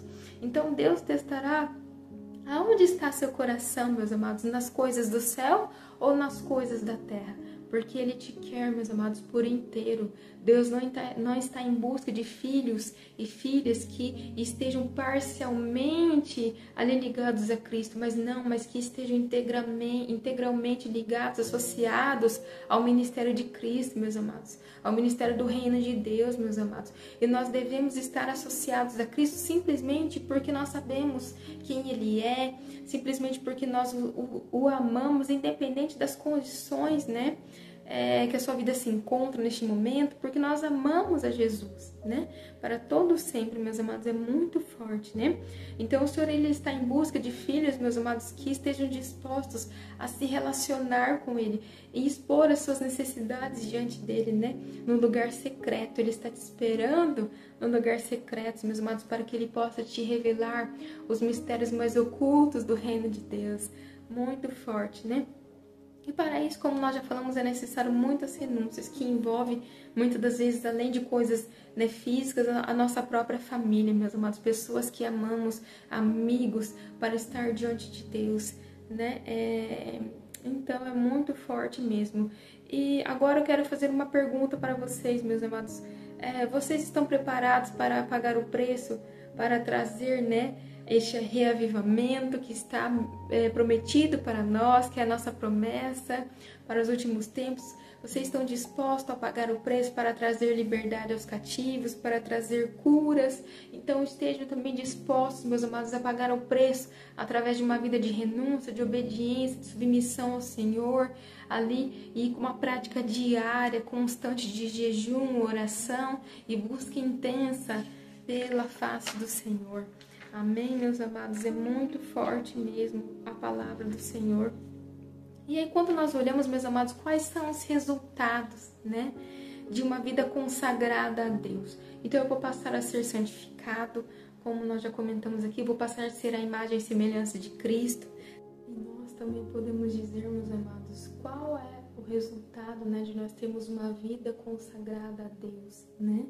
É o andar e o viver no Espírito, meus amados. E o andar e o viver no Espírito, ele nos ajuda em muitas coisas, e principalmente a vencer, né, batalhas espirituais. Ele nos ajuda, meus amados, a ter perdão pelos pecados e livramento das condenações, né? É possível, assim como nós vemos na palavra de Romanos, né, no capítulo 8, no verso 1, portanto, agora nenhuma condenação há para os que estão em Cristo Jesus, que não andam segundo a carne, mas segundo o Espírito. Então, para aqueles que andam no Espírito, meus amados, é dado perdão dos pecados, ele fica isento das condenações. É possível ver a realidade do céu na terra, de modo a enxergar as promessas de Deus disponíveis para você e reivindicá-las, meus amados, no plano natural para que se cumpram, porque no Espírito nós não enxergamos mais o plano natural, mas nós passamos a viver e a enxergar o espiritual e reivindicar as promessas que o Pai tem reservado para a sua vida preciosa. É algo muito forte da parte do Senhor, assim como está escrito em 1 Coríntios, no capítulo 5, no verso 3, eu, na verdade, ainda que ausente do corpo, mas presente no Espírito, já determinei, como se tivesse presente, o que o tal ato praticou. Assim o apóstolo Paulo nos fala, né, que quando ele via em Espírito, ele já determinava como se já tivesse acontecido. Ele reivindicava, meus amados, porque o Senhor lhe concedia essa visão, e esta visão está também aqui, meus amados, disponível para cada um de nós, né? Porque ele vivia na dimensão espiritual, ele andava em espírito, né, meus amados? O Espírito Santo, ele também intercede por nós e nos alinha ao centro da vontade de Deus. Quando nós oramos em língua, né, nós sabemos que ele intercede por nós, ele traz de encontro a nós, né, aquilo que é reservado de Deus para cada um de nós, muito forte, meus amados, porque ele intercede pelos santos, né? Assim como a palavra nos diz, e aquele que examina os corações sabe qual é a intenção do Espírito, e ele que segundo Deus intercede pelos santos, e sabemos que todas as coisas contribuem juntamente para o bem daqueles que amam a Deus, daqueles que são chamados segundo o seu propósito. Então, isso o precioso amigo Espírito Santo faz por nós. Quando nós oramos em espírito, andamos em espírito, meus amados, oramos em línguas, passamos a andar em espírito, o precioso amigo Espírito Santo, ele passa a interceder por nós. Ele nos alinha ao coração de Deus, é algo muito forte. Ele traz sobre as nossas vidas aquilo que o Pai tem reservado para cada um de nós. Aquele filho e filha do Senhor, meus amados, que anda em espírito, que vive na dimensão espiritual, a ele é dado também um crescimento espiritual, né?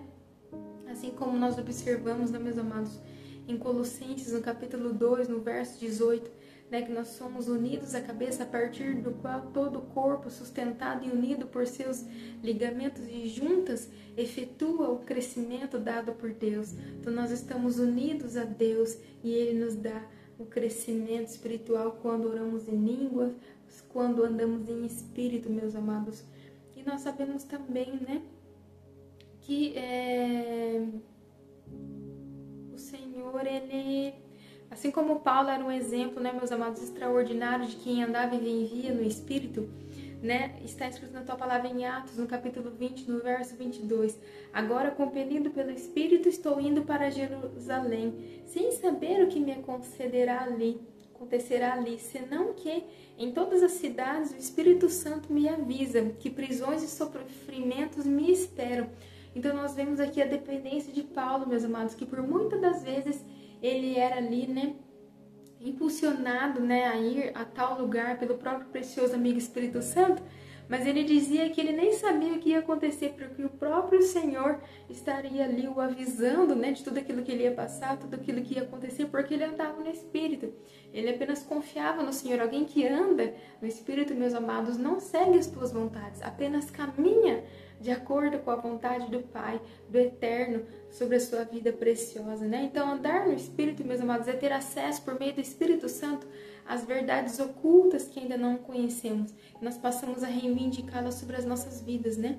Assim como está escrito em João, no capítulo 16, no verso 12. Tenho ainda muito que lhes dizer, mas vocês não o podem suportar agora. Mas quando o Espírito da verdade vier, ele os guiará a toda a verdade. Não falará de si mesmo, falará apenas o que ouvir, e lhes anunciará o que estás por vir. E ele me glorificará, porque receberá do que é meu e tornará conhecido a vocês. Então assim, né, nos é ensinado da parte do Senhor, né, muito forte mesmo. E também, né, o fato de andar no Espírito, meus amados, remove os bloqueios, né, na vida de um homem, de uma mulher de Deus, assim como está escrito em Salmos, no capítulo 107, no verso 16, pois quebrou as portas de bronze e despedaçou os ferrolhos de ferro, né? Muito maravilhoso, meus amados. E também, né, uma vez que as nossas armas, né, não são de domínio natural, né, meus amados, nossas armas são poderosas em Cristo, né, o fato de andar no Espírito nos traz uma proteção divina sobre as nossas vidas preciosas. E também, né, um filho, uma filha do Senhor que ali desenvolve uma vida consagrada em Deus, meus amados, ele vai passar a ter autoridade, né, no mundo espiritual. Ele vai passar ali a ter a unção, a autoridade do Senhor, mediante a prática do jejum e da oração. Ele vai passar a ter intimidade com o Senhor, ele vai ouvir a voz de Deus, ele vai caminhar com Deus. É muito forte, meus amados, da parte do Senhor, né? Porque o fato de ter ali autoridade e intimidade, meus amados, é quando você caminha no mundo espiritual e os demônios, eles reconhecem, né? Porque se tem alguém que reconhece a autoridade, são os demônios, meus amados. Quando o Senhor Jesus foi fazer a libertação daquele gadareno, a primeira coisa que os demônios falaram para ele, né? O que fazes aqui, né? Você veio nos atormentar, porque sabia quem ele era, meus amados. Se tem alguém que reconhece a autoridade no mundo espiritual, são os demônios, meus amados. E eles vão ficar atormentados mediante a autoridade, mediante ali a unção do Senhor, o poder do Senhor sobre a sua vida preciosa, né? E assim como Moisés, né, você vai poder ser chamado de amigo de Deus, não somente filho de Deus, mas você vai passar a ser chamado amigo de Deus. O resultado, meus amados, de ter uma vida consagrada a Deus é sermos filhos e filhas justificados, né? Um filho e uma filha justificados, meus amados, é aquele que ele se torna irrepreensível perante o Senhor, ele não tem do que se culpar, ele não tem do que ali ser acusado, ele maneja bem a palavra do Senhor, ele executa a palavra do Senhor, né? Ele já está sem pecados, com as suas vestes limpas, né? Purificado, santificado pelo Senhor, ele já trocou suas vestes pelas vestes de Cristo. É muito forte, ele vai passar, né, a viver, a conduta de vida dele vai ser viver, pensar como Cristo, ele vai ter a mente de Cristo, né, ele vai andar como ele andou, vai pensar como ele andou, assim está escrito, né, em 1 Coríntios, no capítulo 2, no verso 16, né, Jó, né, ele esteve disposto, né, a ter uma vida reta diante de Deus, né, assim como ele diz em Jó, né, no capítulo 27, no verso 5 e 6, nunca darei razão a vocês, minha integridade não negarei jamais, até a morte. Manterei minha retidão e nunca deixarei, enquanto eu viver, a minha consciência não me repreenderá. Então ele estava dizendo que a sua consciência estava limpa, porque ele era considerado um homem reto, fiel e temente diante de Deus. Então mesmo em momentos difíceis, ele não perdeu este caráter, essas características. Foi muito forte, meus amados. Né? Então, ser justo é um ato agradável a Deus, né? Assim como está escrito em Miqueias, no capítulo 6, no verso 8. Ele mostrou a você, ó homem, o que é bom e o que o Senhor exige. Pratique a justiça, ame a fidelidade e ande humildemente com o seu Deus. Então, isto agrada o coração de Deus. Nós queremos agradar o coração de Deus. Nós devemos procurar a justificação perante ao Senhor, mediante uma vida consagrada a Deus. E agora eu quero dizer algo mais especial ainda, meus amados, né? Um outro resultado aqui de se ter uma vida consagrada a Deus é que você vai poder fazer parte, né, do reavivamento vindouro que está para ali chegar para nós, né, mesmo? Já estamos vivendo, né, a promessa dos últimos tempos, este reavivamento, meus amados, mediante ali também uma vida de jejum e de oração, né? Assim como nós podemos observar aqui agora, falando não somente de heróis na fé, mas eu trago aqui alguns exemplos, né, de homens na era pós-bíblica, se assim eu posso mencionar, que já participaram de avivamentos tão significativos na nossa história, que fizeram um legado entre nós, meus amados, e são hoje lembrados por nós, né, mediante os princípios, os valores que eles deixaram como referência. É muito importante da parte do Senhor. Nós sabemos que o primeiro deles se refere a Martinho Lutero, né? Ele fez ali, meus amados, a transcrição da Bíblia, né? Ele traduziu a Bíblia para a sua língua, né, de origem alemã, e a palavra do Senhor nos diz, né, que ele usou, meus amados, o maior recurso que ele usou para fazer essa tradução. Nestes momentos ele estava em uma consagração intensa de jejum, de oração. É muito forte, mas da parte do Senhor, né?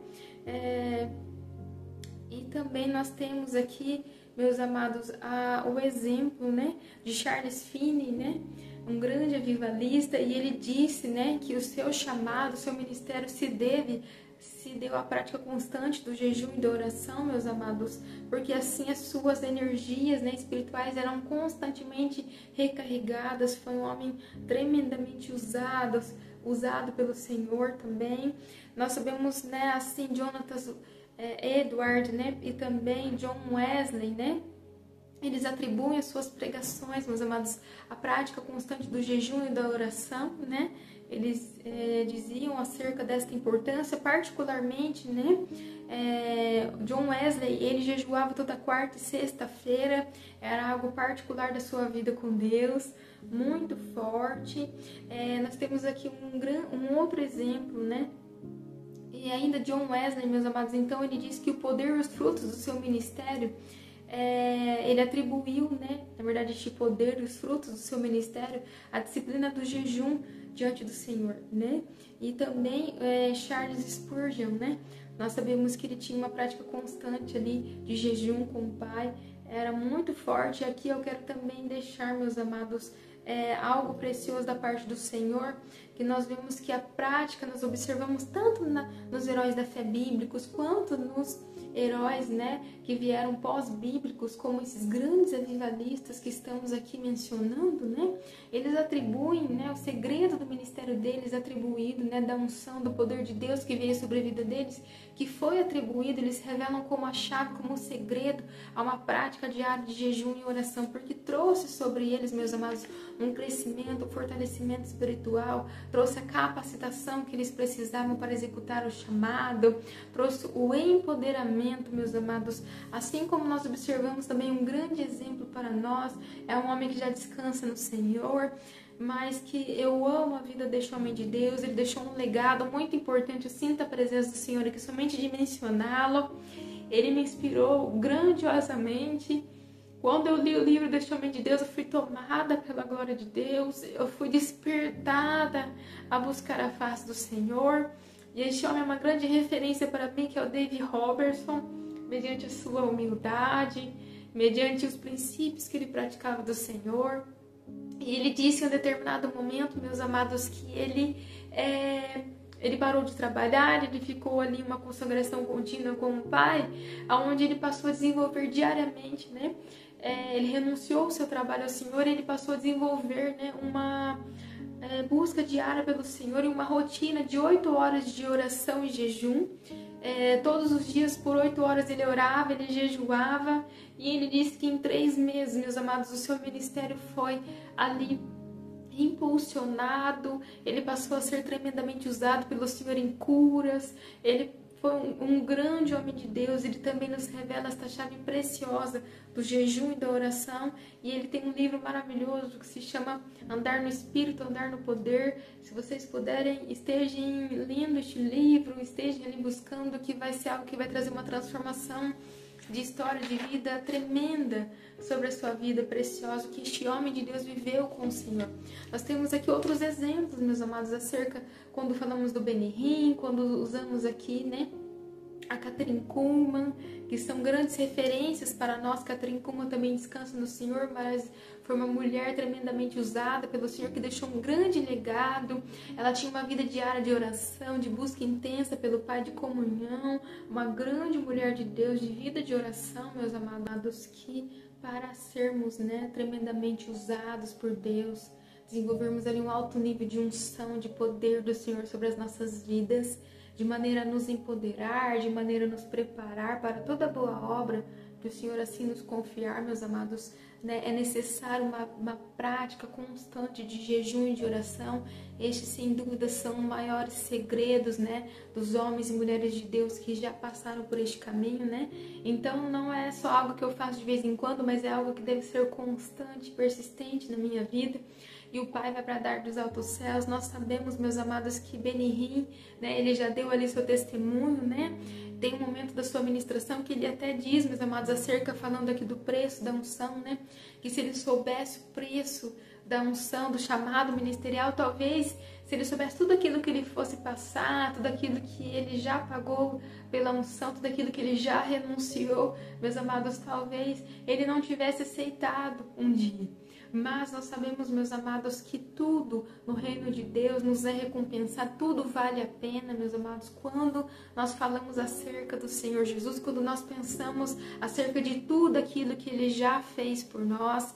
É muito precioso, meus amados, e também eu quero aqui deixar uma reflexão, porque aqui já não é mais sobre nós, mas é sobre como queremos ser lembrados pelo Senhor. Afinal de contas, nós temos que lembrar que nós estamos à espera da volta de Cristo. E quando Ele voltar, meus amados, a palavra do Senhor nos diz que para alguns filhos e filhas do Senhor, Ele vai dizer: muito bem, servo bom e fiel, foste fiel no pouco, muito confiarei em suas mãos para administrar. Entra e participa da alegria do teu Senhor. Então, para os filhos e filhas, meus amados, isso está escrito em Mateus, no capítulo 25, no verso 21. Nós sabemos que para os filhos e filhas ali que estiverem dispostos a pagar um preço, a carregar a cruz, para caminhar com o Senhor, para viver uma vida de santidade, para viver uma vida consagrada a Deus, a estes filhos, quando o Senhor voltar, Ele os reconhecerá, meus amados, e Ele vai dizer: venham, vocês foram fiel com o pouco que eu dei aí na terra da manifestação do meu reino. Mas se vocês foram fiéis neste tão pouco que eu permiti a vocês vivenciar, meus amados, entrem no gozo, na alegria do teu Senhor. Venham viver a eternidade comigo. Eu creio que nada é mais gratificante do que este dia, nada será mais gratificante do que este dia na vida dos filhos e filhas do Senhor, meus amados, que nós possamos receber, que nós possamos, meus amados, nos alinhar ao coração de Deus e que nós possamos viver uma vida no centro da vontade de Deus, consagrada a Deus, para que possamos viver, meus amados, todas as promessas, todos os planos que o Pai tem reservado para cada um de nós.